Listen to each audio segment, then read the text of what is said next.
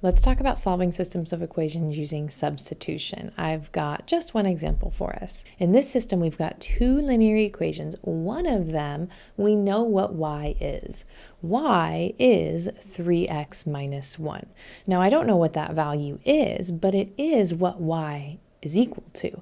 So I can take this y value and replace that in my other equation. So instead of y, I could write 3x minus 1 because they are the same thing. So in my second equation, instead of y, let me put that 3x minus 1.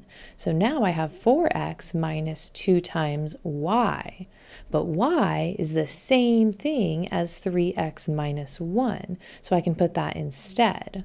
And now the thing that's helpful about this is that it's all x's, and I know how to solve that. Let me start by simplifying that left-hand side. I distribute my -2, and then I'll combine my like terms.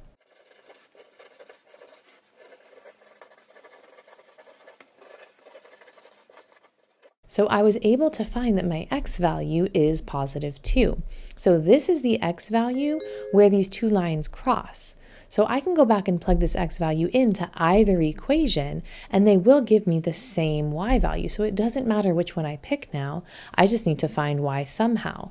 So I think the easiest one to do is the one where y was already alone, because I don't really have to work that hard to figure out what y equals. Y equals, all I need to do is put the 2 in and figure out what y value that is. 6 minus 1 gives me a y value of 5. If you plug this into the second equation, you will also get a y value of 5, because this is the point where they have the same coordinates. So my solution then, or the point where these two lines cross, is the coordinate x is 2 and y is 5. And that's it. Thanks for watching, and I'll see you next time. Bye.